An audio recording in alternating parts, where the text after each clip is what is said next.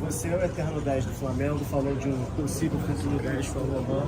Eu queria que você falasse também sobre o atual 10, que é o Gabigol, que está num processo, última temporada, toda uma questão que, pelo menos pro lado de cada imprensa, fica uma indefinição se ele permanece ou não. Acho que lá dentro eles sabem mais que a gente, mas a gente queria saber a sua opinião sobre isso, qual a importância do Gabigol, se o adequado nesse momento de fato é renovar com o camisa 10 ou se você pensa outra coisa sobre isso. Bom, falar do Gabigol, o que ele representa é chover molhado, né? Porque ele marcou história no Flamengo, independente do que ele faça daqui para frente. Foi um cara que sempre entendeu bem o que é vestir a camisa do Flamengo, sempre se mostrou um grande profissional. Agora, lógico, como jovem, às vezes tem alguma coisa que curte mais e tal, mas vejo ele no momento de uma preferência de um esquema tático do treinador. E ele está lá buscando a oportunidade dele, esperando o momento, né? Tive a oportunidade de conversar com ele e mostrar isso. Agora, o futebol é isso, tem altos e baixos. E você, no momento que está no baixo, tem que estar mais bem preparado do que, às vezes, aquele que está jogando, para quando tiver a chance, você mostrar que você pode ser o dono da posição. Então, pelo que eu vi lá, ele está bem... treinando bem, está numa boa condição física, técnica e esperando uma chance. Agora, se vai ficar ou não vai ficar, aí tem gente preparada para poder saber isso. Eu, no meu time, gostaria de tê-lo sempre. Você falou sobre... Não. A camisa, inclusive as camisas de hoje são bem mais leves do que o meu tempo. Você falou de oportunidade e ali no discurso lá fora você falou do Pedro na seleção, que talvez tenha sido um nome que tenha faltado por ser um jogador com características singulares no futebol de hoje. Antigamente tinha muito esse 9, hoje em dia não tem tanto. Queria que você pudesse falar um pouco mais sobre esse assunto aqui com a gente. Não, é uma questão de opinião, né? Então a pergunta foi se sentiu falta de alguém. Eu acho que pela característica, e o Pedro jogou muito bem junto com o Gabigol, com o Dorival Júnior. Então ele vivendo esse momento, eu achei que ele poderia ter uma oportunidade, mas ele optou por outro tipo de jogador. Quer dizer, você não tem um centroavante na seleção hoje com as mesmas características dele. Então é apenas isso, né? Mas nenhuma injustiça foi cometida. O Dorival é preferência. O treinador, ele optou por uma base com jogadores com quem ele trabalhou. E eu respeito muito isso. Não são jogadores maus jogadores, são jogadores que já demonstraram, principalmente aqueles que foram convocados no Brasil, de que tem capacidade para ter uma oportunidade na seleção, e ele está dando. Agora, meu filho, é cada um fazendo o seu melhor para justificar a oportunidade. Zico, você falou um pouquinho ali fora também sobre o momento da seleção, né? Um Brasil numa fase complicada nas eliminatórias, perdeu para seleções mais fracas. Eu queria que você falasse um pouco a sua opinião desse processo todo. Em determinado momento a gente esperou pelo Ancelotti, ele nunca veio para a seleção, o Diniz assumiu ali interinamente, sofreu porque foi um trabalho curto. Você acha que a seleção acabou errando, pecando nessa condução, a CBF, nessa condução do processo, pensando no peso que a seleção brasileira tem? Totalmente. A seleção brasileira, por tudo que ela representa no mundo do futebol, ela não pode ficar um segundo sem técnico. Então todo o Brasil, pelas declarações de Tite, todo mundo sabia que ele ia sair. Então já tinha que ter alguém preparado. Se o Tite se despediu, o treinador é esse, não importa quem fosse escolhido. Então eu acho que o erro foi nesse. Ficou aquela indefinição e ninguém sabia o que vinha. Pelas declarações, a gente que conhece, eu conheço bem o Ancelotti, joguei contra ele na época, um cara que trabalhou bem com muitos brasileiros. Se ele quisesse vir, ele diria, não, eu vou. Em nenhum momento ele falou isso, em nenhum momento a gente vê as entrevistas. A prioridade dele é do Real Madrid e pronto. Então ficou se empurrando isso com a barriga e nada se decidia. E isso gera uma insegurança muitas vezes, né, na seleção brasileira, nos jogadores. E aí você não vai lá com aquele espírito competitivo que deve existir em qualquer hora que você veste a camisa da seleção brasileira, seja amistoso, seja competição oficial. Zico, pode falar um pouquinho da sua relação com o Nova Iguaçu? O presidente falou muito bem de você, né? Que ajudou numa época importante para o clube. Se puder falar um pouquinho do seu lado da história. Grande Jânio e Jorge foram dois irmãos gêmeos lá do Nova Iguaçu. E eu, quando estava na secretário da Presidência da República, eu despachava as segunda e sexta aqui no Itamaraty, aqui no Rio de Janeiro. E o Zinho um dia marcou uma audiência comigo lá e levou, era um grupo daqueles que tinham fundado o Nova Iguaçu, se não me engano eram 12 pessoas, mas falei, pô, não traz os 12 não, vem pouca gente aqui, né? Aí eu lembro que o Zinho foi o cara que levou o Zinho para o Flamengo, o Paulo Sérgio, mais os dois irmãos, e tinha mais uma pessoa do Nova Iguaçu, se não me engano eram 5. E eles me explicaram qual era o problema. Tinha um terreno lá em Nova Iguaçu, que tinha um espaço, era do lado, não sei se de um aeroporto, de alguma coisa militar e tal, que não era usado. E aí eu corri atrás, eu falei, vou ver o que eu posso fazer. E levei todo o problema a meus...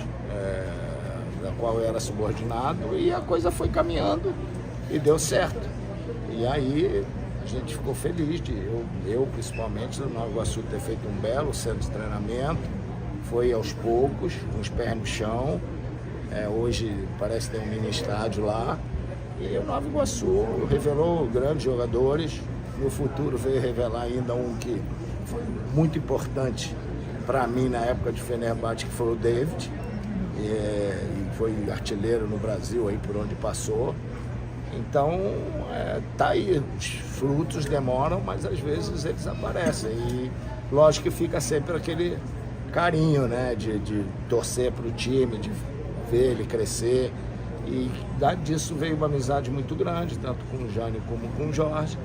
E agora, só que dessa vez, não dá para torcer para o Nova Iguaçu, né? Zico, queria que você pudesse falar também sobre a expectativa com o trabalho do Tite.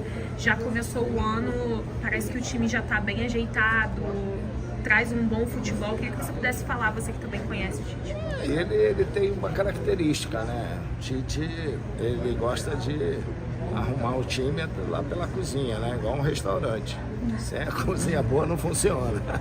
Então, o Flamengo vinha muito vulnerável nos últimos anos, apesar de estar ganhando, principalmente em 2022, mas 2023 se tornou muito vulnerável, sofrendo muitos gols. O time, por ter grandes jogadores, mas dentro do campo não estava arrumado, e o Tite, quando chegou, começou por ali. Deu certo, ele tem uma forma de jogar bem característica e está usando bem os jogadores, as características dos jogadores. É lógico, às vezes prefere A ou B, mas está aí bem. O time não sofre gols, difícil, e que não é nosso só sofrer gols. O problema é o adversário chegar na porta do gol do Flamengo. A dificuldade está sendo essa.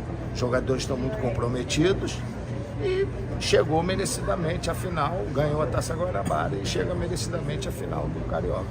Dá para ter esperança de um ano de 2024 melhor do que o de 2019 por esse início? Olha, pelo menos tem que ser melhor do que 2023.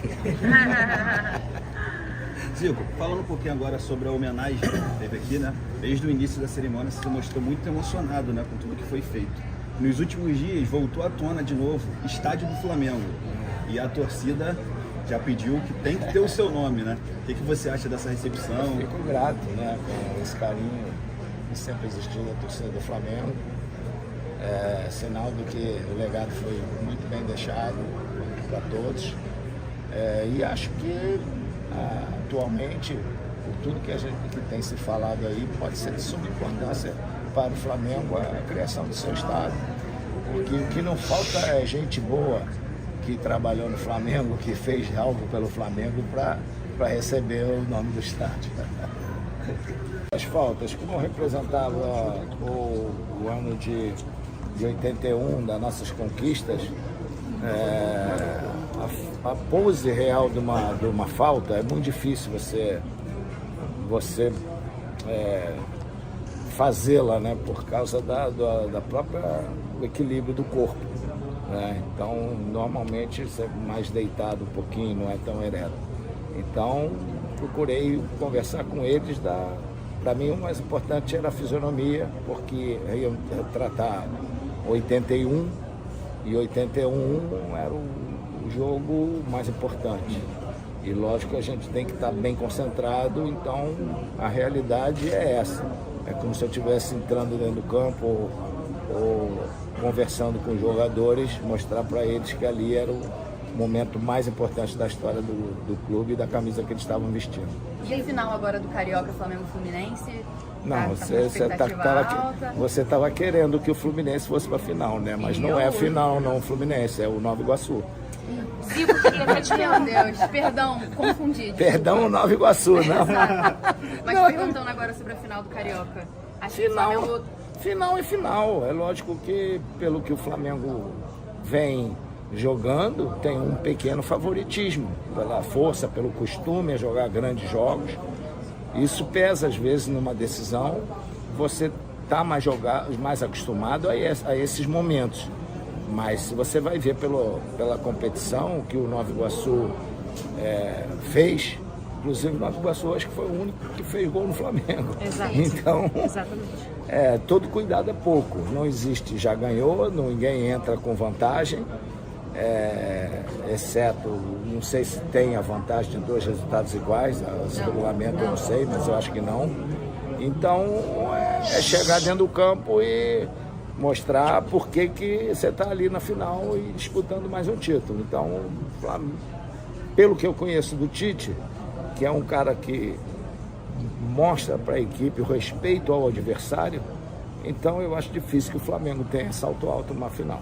Zico, falando um pouco em final, queria que você falasse um pouco sobre a importância do título da Libertadores Sub-20, né? A gente soube que teve até um vídeo seu que rolou no vestiário. Queria que você falasse um pouco sobre a importância disso e se você puder falar também sobre o Lohan, que foi o camisa 10, você foi o camisa 10.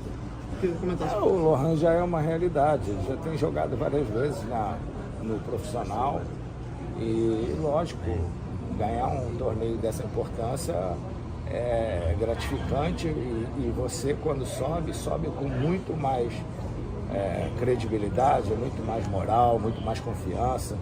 Então o título não foi só bom para o Lohan, foi bom para todo o plantel.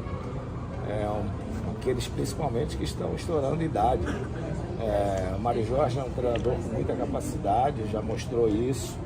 E lógico que a gente fica feliz. E eu, por ser flamenguista, tinha acabado de ir lá